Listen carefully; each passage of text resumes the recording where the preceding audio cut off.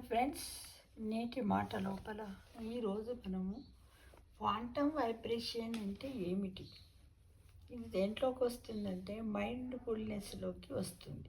కాబట్టి మొట్టమొదట మనం ఏంటంటే క్వాంటమ్ వైబ్రేషన్ అంటే ఏమిటి, దాని నుంచి మనం ఎలా బయటకు రావాలి అనే విషయాన్ని ఇప్పుడు తెలుసుకుందాం. మన శరీరము ఏదైనా పదే పదే జరిగే ప్రక్రియలకు అలవాటు పడినప్పుడు మెదడు ఆ సంకేతాలను ముందే ఊహించడం ప్రారంభిస్తుంది. ఫోన్ జేబులో ఉన్నప్పుడు దుస్తులు రాపిడికి గురైనా లేదా కండరాలు స్వల్పంగా కదిలినా మెదడు దాన్ని ఫోన్ వైబ్రేషన్గానే భావించి మిమ్మల్ని అప్రమత్తం చేస్తుంది. ఎందుకిలా అంటే సాంకేతిక ఆందోళన, మెసేజ్ లేదా కాలు తప్పిపోతుందేమోననే భయము మన నాడులను నిరంతరము తీవ్రమైన ఒత్తిడిలో ఉంచుతుంది.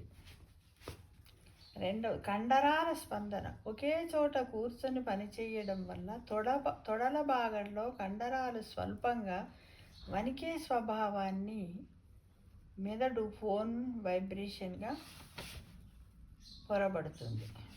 అయితే బ్రెయిన్ రీసెట్ టెక్నిక్స్ ఏంటి అంటే ఎంతసేపు ఆలోచించినా ఒక స్పష్టత రాకపోవడం, ఉదయం లేవగానే నీరసంగా ఉండటం, సులభమైన పనులను కూడా వేగముగా చేయలేక పోవడాన్ని బ్రెయిన్ ఫాగ్ అంటారు. దీని నుంచి బయటపడడానికి ఈ చిన్న మార్పులు చేయాలంటే ఈ ప్రాసెస్ని అంతనే క్వాంటమ్ వైబ్రేషన్ అని అంటారు మిత్రమా.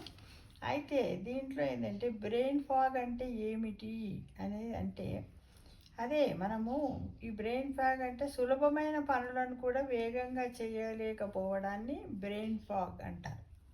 మరి దీని నుంచి బయటపడటానికి మనం ఏమి చెయ్యాలంటే చిన్న చిన్న మార్పులు చెయ్యాలట కంపల్సరీ. ఏంటవి? ఎండలో 20 నిమిషాలు, ఉదయం లేవగానే కాసేపు ఎండలో నిలబడడం వల్ల మన శరీరంలోని సిరకాయిడెన్ రీతం అంటే జీవ గడియారము సరిగా పనిచేస్తుంది. ఇది నిద్ర హార్మోన్లను క్రమబద్ధీకరించి మెదడును రోజంతా ఉత్సాహంగా ఉంచుతుంది. అందుకే చెప్తారు కదా, మార్నింగ్ వాక్ చేయాలి, సూర్యోదయంలో కనీసం మినిమం ఒక 10-15 మినిట్స్ కూర్చోవాలని మనకు అందరు డాక్టర్ సజెషన్ చేస్తూ ఉంటారు, అందరూ చెప్తూ ఉంటారు. దానివల్ల బాడీకి విటమిన్ డి కూడా లభిస్తుంది అని చెప్తారు. ఇక హ్యాప్టిక్ ఫీడ్బ్యాక్ ఆఫ్ చేయండి. ఏంటంటే ఫోన్ కీబోర్డ్లో టైప్ చేస్తున్నప్పుడు లేదా నోటిఫికేషన్లు వచ్చినప్పుడు వచ్చే వైబ్రేషన్ను ఫోన్ సెట్టింగ్లో పూర్తిగా ఆఫ్ చేయండి. ఇది మెదడుకు వైబ్రేషన్ల పట్ల ఉన్న అతి స్పందనను తగ్గిస్తుంది. ఇక పాకెట్ పొజిషన్ మార్చండి. చాలామంది ప్యాంటు జేబులలో ఫోన్లు పెట్టుకుంటారు కదా మిత్రమా, దాన్ని మార్చాలని చెప్తున్నారు. ఫోన్లు ఎప్పుడు ప్యాకెట్ జేబులో ఒకే వైపు లేదా ఒకే చేతితో పట్టుకోవడం మానేసి తరచుగా బ్యాగ్లో వేసుకోవడం లేదా వేరే చేట ఉంచడం కూడా చెయ్యాలి. కొద్దిమంది ఏం చేస్తారు, మేల్స్ అయితే పురుషులు ఏం చేస్తారు, ముందు షర్ట్ జేబులో పెట్టుకుంటారు, ఇంకా ప్యాంట్ జేబులో పెట్టుకుంటారు. లేడీస్ కొంచెం మంది చేతుల్లో పట్టుకుంటారు, ఎప్పటి కుడి చేతిలో ఫోన్ పట్టుకుంటారు. అలా కాకుండా హ్యాండ్ బ్యాగ్ ఉందనుకోండి, దాంట్లో వేసుకోవడానికి ప్రయత్నించండి. అయితే మరి ఈ గ్రౌండ్ టెక్నిక్స్ను కొన్ని గ్రౌండ్ టెక్నిక్స్ ఉన్నాయట, వాటిని మనము ఎలా అనేది తెలుసుకుందాం. అవి ఏమిటి అనేది కూడా, మెదడు అతిగా ఆలోచిస్తున్నప్పుడు లేదా కంగారుగా ఉన్నప్పుడు నాడీ వ్యవస్థను సెకండ్లలో శాంతపరచడానికి 5, 4, 3, 2, 1 గ్రేడింగ్ టెక్నిక్స్ ఎంతగానో ఉపయోగపడుతుందట. 5-4, 4-3, 3-2, 2-1 అనేది ఇది ఒక టెక్నిక్ అంట. అంటే ఏంటంటే 5 వస్తువులు, మీ చుట్టూ ఉన్న ఏవైనా 5 వస్తువులను మనం చూడాలంట.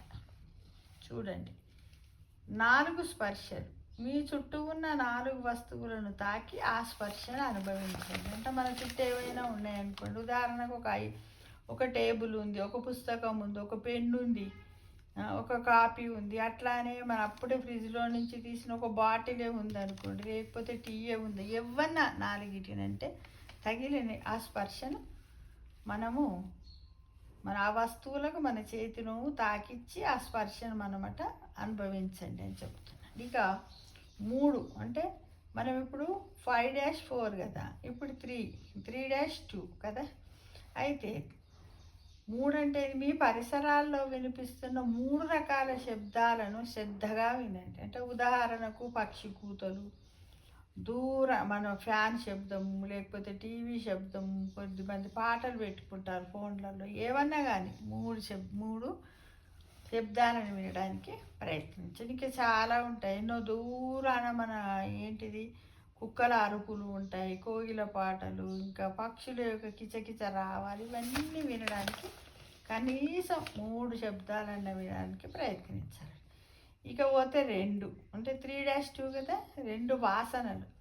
మీరు పీలుస్తున్న గాలిలోని లేదా చుట్టుపక్కల ఉండే 2 రకాల వాసనలను గమనించండి. అంటే మనం ఎప్పుడన్నా బయట కూర్చున్నాం అనుకోండి, ఇంట్లో మనం దేవుడు పూజ చేసి అగరబత్తి పెట్టినాం అనుకో, ఆ వాసననే కానీ, లేకపోతే కూర వండుతాం, కూరల వాసన, ఎవరైనా ఇంట్లో పిల్లలు స్నానం చేసి అప్పుడే పౌడర్ వేసుకుంటారు, పర్ఫ్యూమ్స్, ఇవి కూడా ఏమన్నా కానీ 2 వాసనలు మనము గమనించాలట. ఇక 2-1 కదా, 1 ఏంటిది మరి, మీ నోటిలోని రుచిని గమనించండి. మన నోట్లో రుచి ఉంటుంది కదా, ఎలా ఒక్కోసారి ఉదయం లేచిన వెంటనే మన నోటిలో చూసుకున్నట్టయితే ఏందో అంత చప్పగా ఏటో ఉంటుంది కదా. అయితే అప్పుడు మనము రుచిని చూసుకోమంటాడు. ఏంటిదంటే ఈ చిన్న వ్యాయామము ఏం చేస్తుంది, మెదడును అనవసరపు ఆలోచనలు,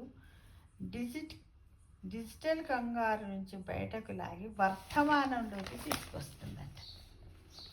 అంటే మనం ఏంటంటే ఇప్పుడు సాంకేతికత వేగంగా పరిగెడుతుంది, దానితో పాటు మన మెదడు కూడా నిరంతరం పరిగెత్తించాల్సిన పని లేదు. వైబ్రేట్ కాకపోయినా వైబ్రేట్ అయినట్లు అనిపిస్తే అది మీ ఫోన్ ప్రాబ్లము కాదు. మీ మెదడు కాసేపు నాకు విశ్రాంతి ఇవ్వు అని వేడుకుంటున్న సంకేతం. ఈ చిన్న మైండ్ఫుల్నెస్ అలవాట్లతో మీ మెదడును రీసెట్ చేసుకొని ప్రశాంతమైన ఆరోగ్యకరమైన జీవన శైలిని సొంతం చేసుకోండి. ఈ ప్రాసెస్ని అంతదాన్ని కలిపి ఏమంటాం, ఫాంటమ్ వైబ్రేషన్ అంట. అంటే ఈ విధంగా మనం పడుతున్నటువంటి ఫాంటమ్ వైబ్రేషన్ నుంచి మనం అందరం బయటపడాలంటే చూడండి, ఇవి చూసినట్టయితే అన్నీ చిన్నవే ఉన్నాయి. కాకపోతే ఏంటంటే ఇక్కడ మనకు ఒకటి ఇంట్రెస్ట్ ఉండాలి, టైం మెయింటైన్ చేసుకోవాలి, అంతేకాని ఇదేదో డబ్బుతో కూడుకున్నటువంటిది కాదు, ఎక్కువ ఎక్స్పెన్సివ్ అసలే కాదు. కాబట్టి రోజులో ఎప్పుడో ఒకసారి ఇలా చేయడానికి ప్రయత్నించండి మిత్రమా. నిజమే, ఒకసారి చాలా కంగారుగా ఉంటుంది, చిన్న పని అబ్బో అది ఇట్లా చేస్తామో అనిపిస్తుంటుంది కదా. అలాంటప్పుడు కూడా మనము ఇప్పుడు ఉన్నాయి కదా, ఏంది 5-4, 4-3, 3-2, 2-1, ఇది చేసినా కూడా మనం మన బ్రెయిన్ కొంతవరకు స్ట్రెస్ నుంచి తగ్గించుకోగలుగుతాం మిత్రమా. ఇవి ఎంత తెలిసి ఉండొచ్చు అందరికీ, కాకపోతే నేను మరొకసారి ఇందులో పెడదామన్న ఉద్దేశంతో పెట్టాను. ఏంటంటే ఎంతసేపు మనం బ్రెయిన్కి రెస్ట్ ఇవ్వడానికి ప్రయత్నించాలి. అలా చేసినప్పుడు కొంచెం రెస్ట్ దొరుకుతుంది. లేకపోతే అనవసరమైనటువంటి ఆలోచనలతో మనం మొత్తం ఉదయం లేచినప్పటి నుంచి పడుకున్నాక కూడా ఒక్కోసారి మనకు డ్రీమ్స్ లాగా వస్తూ ఉంటాయి మిత్రమా. అలాంటివన్నీ దూరం కావాలంటే ఇలాంటివి మనం చెయ్యాల్సిందే కదా. అవునంటారా కాదంటారా? ఒకసారి కామెంట్ బాక్స్లో పెట్టండి మిత్రమా. ఆరోగ్యమే మహాభాగ్యం.